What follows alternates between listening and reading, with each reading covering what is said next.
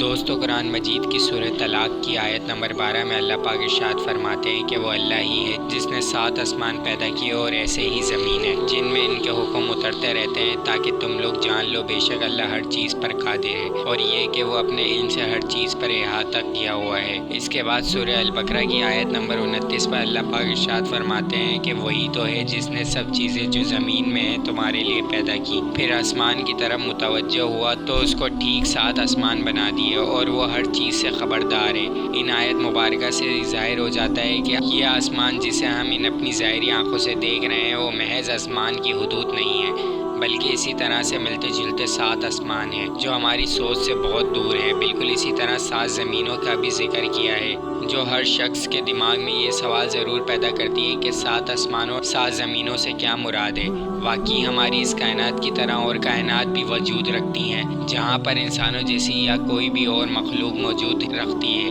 اور یہاں پر اللہ کے احکامات بھی نازل ہوتے ہیں جو کہ ہماری موجودہ کائنات سے بالکل الگ اور جدا ہیں، یا اس سے مراد کے زمین کے اوپر قدرتی حفاظتی تہیں ہیں جو کہ ہماری زمین کو بیرونی خطروں سے بچاتی ہے اور جو زمین پر زندگی کو قائم رکھنے کے لیے بے حد ضروری ہے۔ قرآن مجید فرقان حمید میں 2800 سے زیادہ مقامات پر 7 آسمان کا ذکر کیا گیا ہے، جیسے کہ سورہ النبا کی آیت نمبر 12 میں بھی اللہ پاک ارشاد فرماتے ہیں کہ ہم نے تمہارے اوپر 7 مضبوط آسمان بنائے۔ بالکل اسی طرح سورہ الاسراء کی آیت نمبر 44 کے اندر اللہ پاک نے مزید فرمایا کہ 7 آسمان اور زمین کے اندر جو لوگ بھی ہیں سب کے سب اس کی تسبیح بیان کرتے ہیں، یعنی کہ خالق کائنات نے صرف ایک نہیں بلکہ 7 کائناتیں بنائیں، اور انہی کائنات کے اندر زمین کی طرح کہیں زمینیں موجود ہیں جہاں پر کہیں نامعلوم مخلوقات موجود ہو سکتی ہیں، جیسے کہ حضرت آدم علیہ السلام کے اس روح زمین پر آنے سے پہلے زمین پر جنات آباد تھے، اور حضور اکرم صلی اللہ علیہ وآلہ وسلم کا واقعہ معراج اس بات کا ثبوت ہے جب نبی کریم صلی اللہ علیہ وآلہ وسلم اپنی جنتی سواری براق پر سفر کرتے ہوئے حضرت جبرائیل علیہ السلام کے ساتھ تمام آسمانی راستوں کو پار کرتے ہیں جس کے اندر 7 آسمان بھی شامل ہیں۔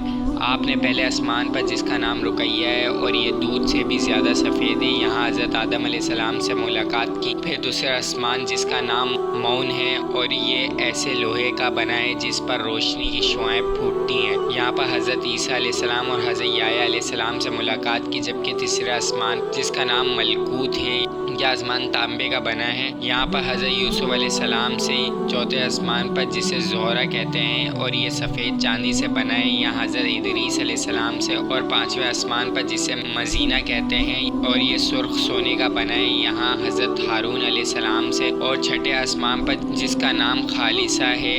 اور یہ چمکدار موتیوں سے بنا ہے، ادھر حضرت موسیٰ علیہ السلام سے۔ اور 7ویں آسمان پر جس کا نام لابیہ یا دامیہ ہے اور یہ سرخ یاقوت سے بنا ہے، یہاں پر حضرت ابراہیم علیہ السلام سے ملاقات کی۔ اور اس جگہ پر بیت المعمور بھی موجود ہے، یعنی زمین پر موجود خانہ کعبہ کی طرح دوسرا کعبہ۔ اس کے بارے میں بتایا جاتا ہے کہ اس کے ہر وقت میں 70,000 فرشتے طواف کرتے ہیں، اور جو ایک بار اس کا طواف کر لے اس کی زندگی بھر دوبارہ کبھی باری نہیں آتی۔ پھر ان 7 آسمان کے اوپر جنت اور جہنم موجود ہے، اور جنت اور دوزخ کا ہر درجہ ایک سیارے کی شکل میں موجود ہے۔ پھر اس کے اوپر سدرۃ المنتہی یعنی بیری کا درخت جو کہ ہر مخلوقات کی حد ہے، اور اس کے آگے کوئی بھی مخلوقات بڑھنا بھی چاہے تو وہ جل کر فنا ہو جائے گی،